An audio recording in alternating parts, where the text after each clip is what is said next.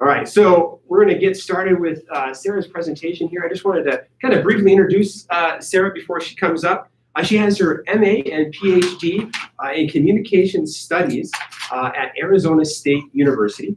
Sarah's research concentrates on the intersections of organizational and interpersonal communications and explores work-life concerns, emotions in organizations, and conflict negotiations. She has an active publication schedule, and her work explore millennial nonprofit workers, communication theory that promotes teamwork, really helpful in discussions, helping students increase awareness of diverse perceptions as well, which appeared in a North Dakota journal, which is like near and dear to my heart since I grew up there. All right. She currently has an active undergraduate and graduate teaching schedule as well. And amongst all of these, this work that she's doing, she's agreed to come and graciously speak with us today regarding her findings on communication inside the classroom and then how we can improve discussions in our own classrooms as well. So I just want to thank Sarah for being here. And so please, Sarah, come on. Okay, thank you. Yes. It sounds really good. No, that's you. Good morning. So early. I got up really early because I drive a long way. So I hope you all have a cup of coffee and you're ready to get going. It's my pleasure to be here this morning. I want to start with an interactive activity because I think that's always really important. And if I had the whole time and not 20 minutes, I would actually have you line up across the continuum. But we're going to just use a show of fingers from 1 to 5, 5 being the most. So as a communication professor, I always feel like audience analysis is really important. So here we go. So how important are discussions in face-to-face classes? 1 to 5. 1 being low, 5 being high. 1 being not really important at all, 5 being I couldn't run a class without it. Okay, so I see some 4s, I see some 5s, I don't see any 1s. What might be, how many did you have? 2 or 3? Okay, so maybe you can be our person for the 3. So why 3? Well, and in face-to-face, I was thinking you have some other opportunities inside the classroom to maybe do some discussions as well. So maybe that takes some of the pressure off the online. Okay, no, I just was thinking just face-to-face classes. Are discussions important? Oh, yes. Yes, okay. I can imagine somebody putting a 1 or large lecture. Do we have anybody that has large lectures in here? Sometimes it's very difficult when you have 400 students or 100 students to facilitate active discussions that are meaningful. Students are a little embarrassed or afraid. So there are reasons why you might not have active discussions with face-to-face classes. For those of you that have 5, why is discussion so important in face-to-face? Feedback.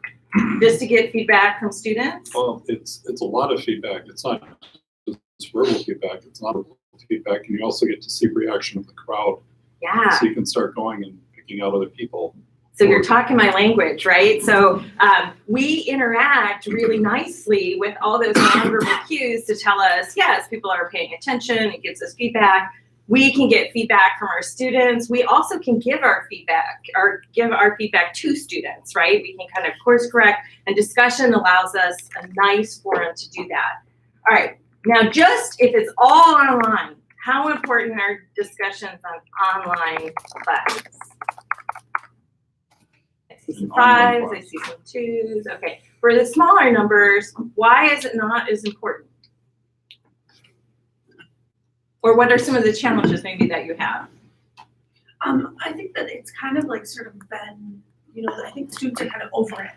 Like someone posts something and they're responsible for posting a discussion question, and then they need to respond to someone else's discussion question to get credit for their discussion question. And I don't, what I've heard from other students is that they just don't like that. Yeah, you get pushback. They're over it. Yeah, and especially if they have to, there's a lot of people in the classroom. I was teaching a face-to-face class, but I put an online discussion post that I actually had them post in class just so that they could share examples And one of the students afterwards came up to me and he's like, it freaked me out because all of a sudden I have all these things I now have to read that I didn't have to read before, right? So it can be problematic. Why can it be beneficial? Like, why would it be so important to do discussion? Well, this is a way for the students to get to know one another and interact that they're missing in the classroom. Right. And when I've used them in the past, the online discussions, like, wait, I didn't, this is so cool that we know each other. Let's communicate offline about this because we share this common interest. Right. And I would have students in different cities. So that was very exciting to have this interaction where they're finding out about each other and building that relationship without actually being in the same room. Yeah, absolutely. It can certainly create communities, and I'm going to talk a little bit more about that. So this is the last question I'm going to make you do fingers for. How much control do you feel that you have over the students' contributions in discussions, generally, either face-to-face or online? Do you feel like you have a lot of control on what they're posting, like just a little control? I see some twos. Okay, where don't you don't have control? You can prompt them as much as you can and kind of, hope that they kind of take it to the next level, but you can't actually be the one to engage in that as a professor. You have to kind of hope that they contribute well to each other, but you can't force it. Right. So I teach conflict, so I will always tell my students, I can control my own behavior. I can control my behavior that might influence your behavior, but I cannot control your behavior. So if you behave badly, there are things I can do that might mitigate that, but I don't feel like I have a great deal of control. Those of you that had more fingers, what are you doing that you feel like you have more control? And I'm not disagreeing with you. I do think there are ways to prompt students. But I'm always on, just trying to respond to the students when they're on, to try to steer the conversation back to the main topic, but oftentimes when I'm on, it's like that's the end of it. That stops the conversation. When I make my pronouncements. Yeah. But I feel that I have a lot of control in how to steer the discussion online or even face-to-face courses. Yeah, so the more actively involved you are, the more control you have, at least in the direction of the conversation, right? You can kind of redirect it. I've been doing a thing where I'm like helping professional identity or help them to sort of think about like interview type questions. And so I will post an interview type question that I'll model for them what I think. I just wanted to mention a couple of things that were coming up from online, just to share with people. Sue Stoluski was saying that in-class discussions can be challenging depending on the size of the class, and they can also be superficial depending on the level of the student. Yeah. So we wanted to open that up. And Jill Summers was saying a consistent comment she receives from students is they want more connection with one another. So she's interested in learning how to better facilitate that. Yeah. So, well, hopefully I will be able to Yes. address that. So today, the things that I want to talk about, and it's ambitious because I know I have a short amount of time, but I just like to talk. I want to talk a little bit about why online discussions are worth it. So for those of you that had twos that feel like students are over it, how can we make it so it's worth it for us to read all those posts and also worth it for the students? I'm going to talk about my litmus test about how I structure and design my courses, the 3 C's. I'm going to talk about some challenges. Certainly I won't get in all of the challenges, but I can talk about some challenging student responses and what I've done, some techniques to address the changes and the challenges that I had, and then some pivots, things I learned through playing with Canvas that I still need to work on. So I come to you as an open book. I'm not perfect. This won't work in every class, but hopefully the discussion will inspire some ideas either for how you could directly apply the things that I'm doing or how you could take those and pivot yourself and experiment and play with online discussions. So why are discussions worth it? Especially, and I'm going to focus only on online discussions, so only online classes where you don't have that deep face-to-face interaction.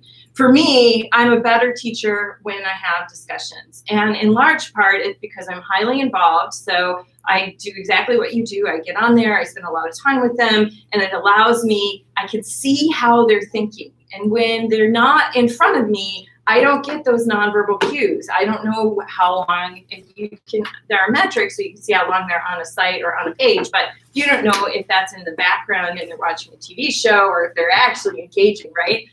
So through the language that they use, I can see how they're thinking, and that gives me an opportunity to both encourage them and also to say, I see that you're thinking about it this way, but maybe go to this page of the textbook and look at the definition because you're just a little slightly off, right? So it gives me that chance to course correct.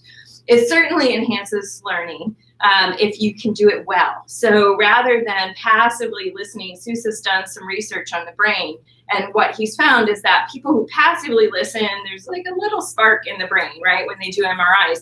But when people are explaining things to others, and certainly you could do that through discussions, that it's like the Christmas tree lights up, right? Your brain connects in all sorts of important ways, and it's really good for retention and memory.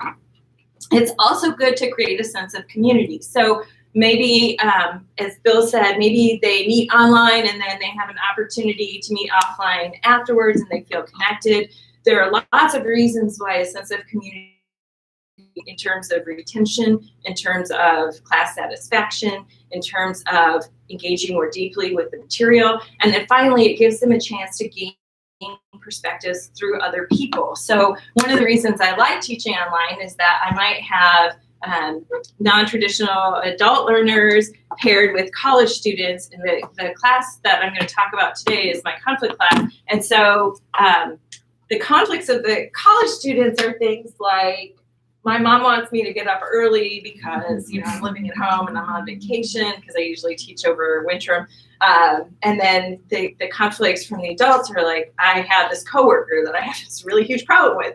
And so it's a really nice exchange of ideas when they're reading each other's conflicts and then they're applying concepts to those. So it's worth it. My litmus test as I design courses, I want to do three things. I want clarity. So as I'm designing a course, I want to make sure the students know exactly what I expect from them. And that we'll talk a little bit about how I give examples of what I want my posts to look like, because that helps with the clarity. I want them to be applying content. So I'll talk about some of the issues that I've had with posts and then how I get them to actually apply content. And then I also want to create a sense of community, even if it's a temporary community, so that they feel connected to each other and that people care about them, right? That they are connected to something more than themselves. So, but facilitating online classes can be really tricky, right? Because you'll ask for discussion board posts and you'll get what I call empty calories. So I don't know if you've ever had a post where somebody says, yeah, I think that's great.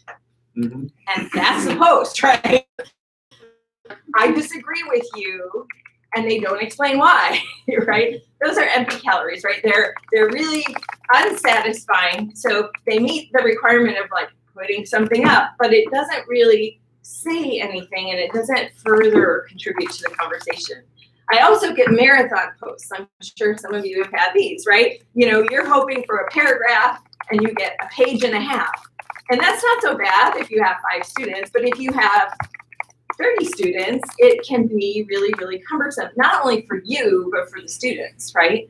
And I get detours where somebody will say, oh yeah, that's interesting. And what about yada, yada, yada, which is something completely unrelated to the class, that's tangential, that is difficult to then reel back in. And we get these also probably in face-to-face classes, right? You get your big talkers, you get the people that say, oh yeah, and you get your detours, but it's it is more pronounced online because it's all right there and you have to read it.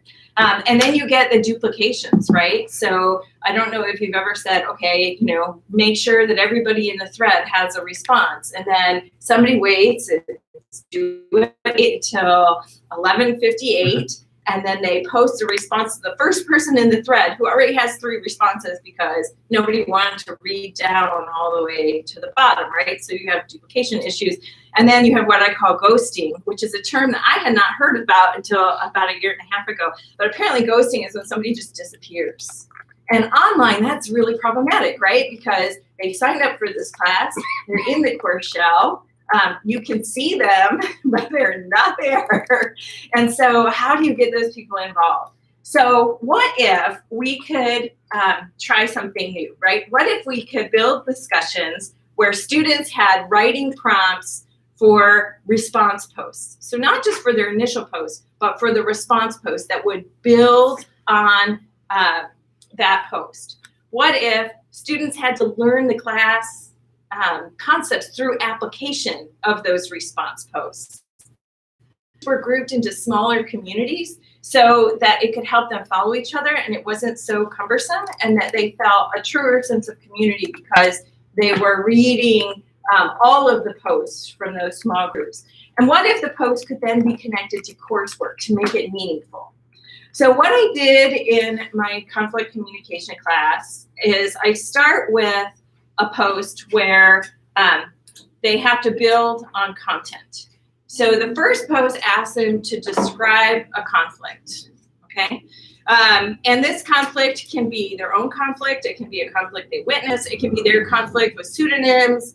I don't really care. I give them very specific things they need to do in describing that conflict. So there's a whole list of writing prompts about, when did the conflict happen, who was involved, what was said, and they go through the whole conflict. So it's a fairly, the first post is about 2 paragraphs by the time they've answered all the questions. So that's the first day of class, and it just gets them kind of set up for thinking about conflict. The second post, they comment on a peer's conflict. Now, before they read the directions, sometimes they will comment on the peer's conflict and say, oh, I'm so sorry that happened to you. That's so tragic. That's happened to me. I'm in a similar situation. And then I have to remind them that there's actually a prompt that they have to follow in order to get points. So the second one that they do, there are video modules, there is textbook reading, and I point them to specifically what I want them to do. So the prompt is, and there's other directions, but the heart of it is considering conflict style theory, which is a particular point in the textbook. Which conflict style do the parties involved seem to be using? What are some of the advantages and disadvantages of these strategies in terms of conflict? And so then I get a post that has to say styles theory in it. I also require them to include content from the book. So they have to describe the style, either paraphrase it or quote it from the book, so I know that they're doing some reading. And it gives a different perspective to the student that posted the conflict. So that's the second post. The third post says, okay, we're going to build on a different peer's post. So this is to build community, right? So find another peer who hasn't been posted to with the second day's post, and identify several conflict tactics that are being used by both parties. If the tactics are not explicitly stated, what do you think may have been used based on the description, and how do these specific tactics point to a larger conflict strategy as defined in the textbook, right? So they have, they're taking this case, right, that they have created themselves, that a peer has created, and they're directly applying concepts. And then the next day, I asked them to talk about the instrumental, relational, and self-presentation goals of a different peer. So by the end of this series, they have their original conflict, right? And then they have 3 peers that have commented on their conflict, but not commented like, oh, really good that happened to you, but, oh, here's something from the textbook that might be useful in understanding this conflict, right? So each of the posts do that. And then I connect it to their first paper. So their first paper asked them to go through their peers' responses, to analyze their own conflict, but they've had some modeling of what this analysis might look like, and to also talk about, do they agree or disagree with their peers in their paper, right? And so it becomes this very structured thread where they're really applying class content, and I can course correct if they're applying it incorrectly, right? So sometimes people mix up conflict tactics and conflict strategies. So I can point them to the point in the book or the video module that would help them interpret that information, and I can see if they're following along. All right, so how does this help deal with those empty calorie students? First of all, they have specific directions, so they know it's just saying, oh, you know, I agree with you is not going to be enough. They know that they have to do something more. I model expectations, so I do what you do and I provide an example, and I'll show you that on the next slide. I also attach points to content, right? So this is the rubric that I use. I know it is a little small, so I will read the key highlights here. But it is the same rubric for every discussion board post. There are 5 points, and it divides it into 5 things. They either answer all of the parts of the question and follow the word count requirements. They accurately use class information. They offer concrete examples and details of communication from their peers' posts for support. They include quotations and paraphrase information from the textbook related to the topic, so they can't just say something randomly. And it's clearly written, grammatically correct and appropriate. So it makes it easy to grade because they're all the same. It also makes it really easy for students to know very quickly using the Canvas rubrics, how do I get the, you know, where didn't I get my points, right? And I put half points in there because sometimes I just can't bear to give students a 0 if they're really trying hard. But you can arrange how many points, but either they get a point for each thing, they get a half point, or they don't get any points, right? But the clear, consistent rubrics made a huge difference because then students could see what I was doing. And then I also use course correcting feedback. So when they're getting off track, in addition to the rubric, I can put notes underneath that say, hey, I really like this. And I usually respond to every student's post this way rather than jumping in on the conversation, because I want them to be in conversation with each other, which kind of talks a little bit to your point about, and when I get on, the conversation stops, right? And so I'm really careful that I want them to play in the sandbox and that I'm kind of on the side facilitating those discussions. So here's an example post, and I'm not going to read the whole thing, but it is in the slides if you want to read it. But I do some really specific things in the post. So for example, I take text from the conflict of one of their peers, and I use that text to then apply.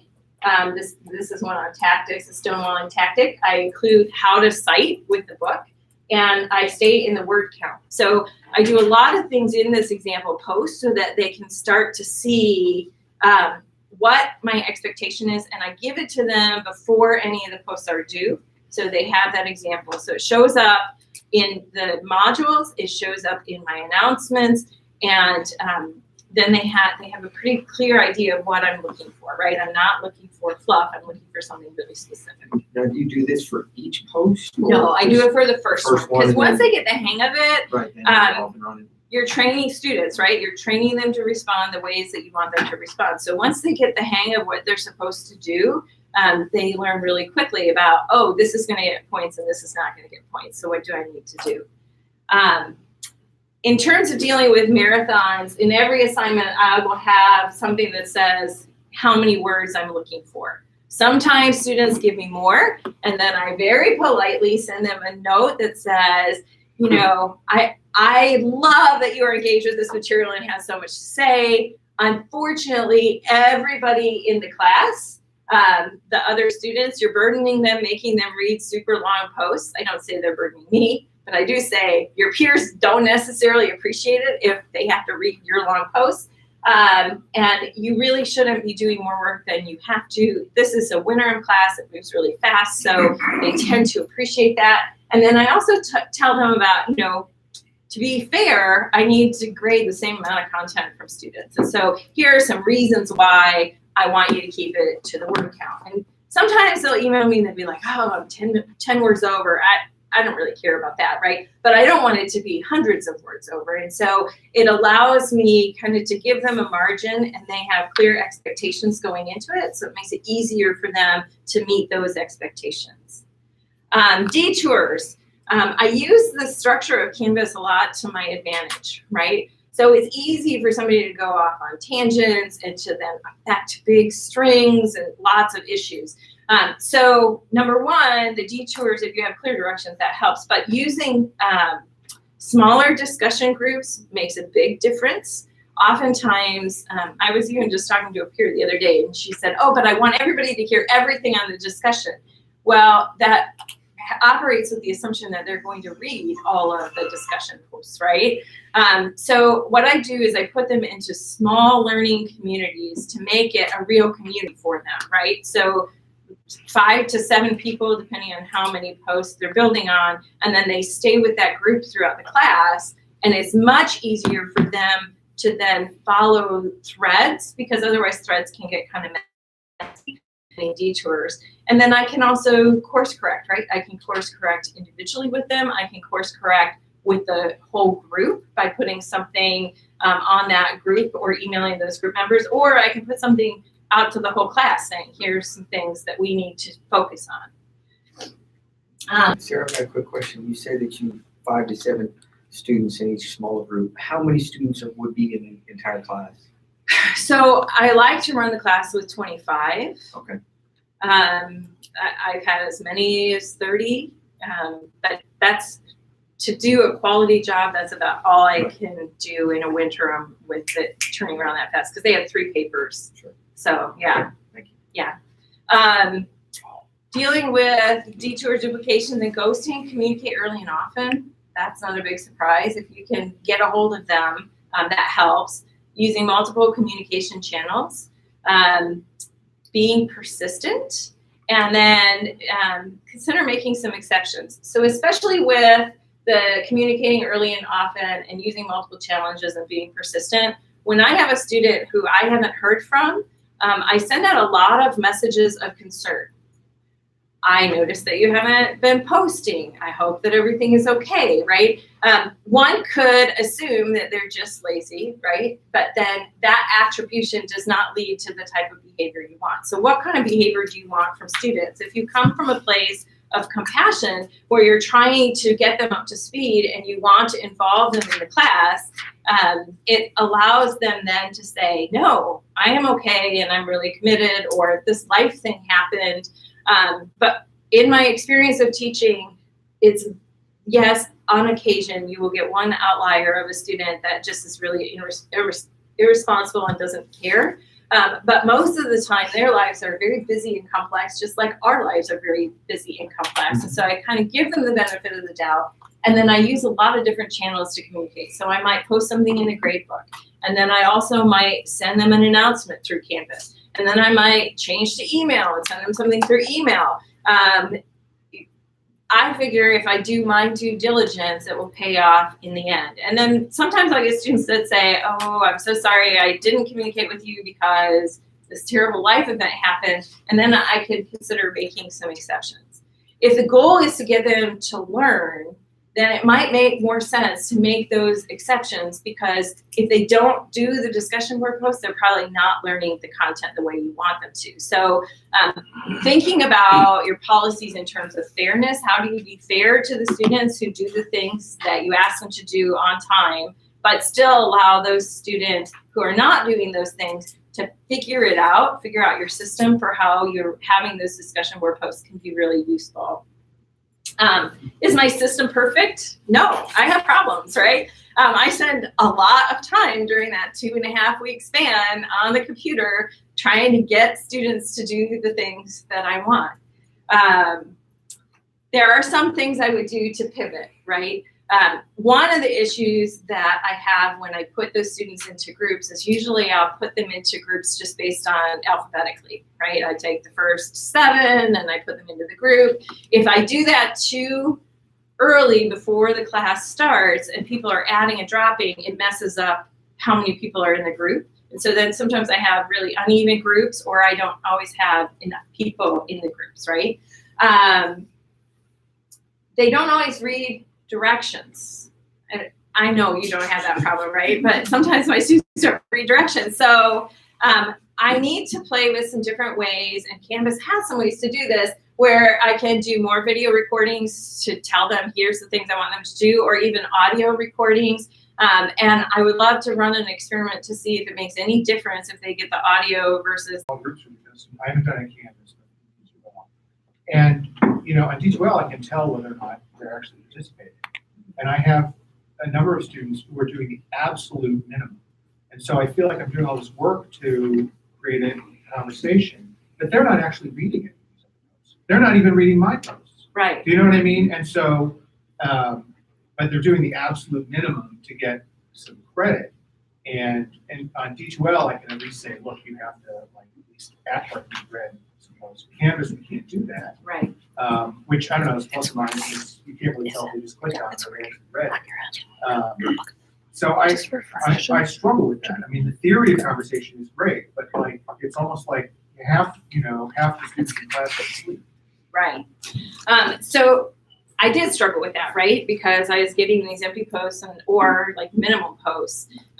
If they have to respond to a particular person using content, I know that they have to at least read one post and they have to then apply the content. So for even in in-class discussions, I'll have students go, well, everybody's already said that. Why don't I have them respond to every student in their group, right? I only have them respond to one student each day. And so I know they have to read at least the conflict post and they have to then apply the content. And because it's structured with points attached to doing good behaviors, things that I want them to do, it helps with that. Now, I don't know, what do you teach? I teach like community engagement classes and foundations of ed, stuff like that. Okay, so you would need to think about the content in your class and how you could make it something that could be built on over time. And then if they don't do it, they don't do it, but they don't get the points for it, right? But if you're talking about community engagement, you might show a YouTube video and then you might ask them to respond with a particular prompt that has something to do with take the perspective of this person using this concept, right? And then the next post could be, add a different piece of that content. Or you could have them each come up in these small groups with an example, and then their peers have to respond to that example, right? The trick is to not have you work a lot harder because you're going to have to read all of them anyway. The trick is to get them to create the content that they can then apply the class concepts to each other. Yeah, I mean, I just like, I don't know how I feel about this. Like, we're creating classes where students may interact with 4 students a week. Like, and So I that, don't know, yeah. I can't really do anything about that, but I don't have that problem in full class. But in this, like, if they do the minimum, they read 4 posts and see you later. And I struggle with that. It's like, okay, is that really interacting with respect to the 4 other people? Mm-hmm. There are some graduate classes though that only have 4 or 5 students, and those are very productive, good classes because the discussion is good. I do understand your concern that it doesn't expose them to as wide of a breadth of responses and ideas, but to your point, they may not even be reading those and they're certainly not engaging with them. So is more necessarily better? I just have a question about what you're calling detours, which I call tangents, but Right. Same thing. yeah, which have found to be, we're talking about them in sort of as a negative thing. They But can be really good. That's So, right. That's what yeah. I sort of wanted to ask about.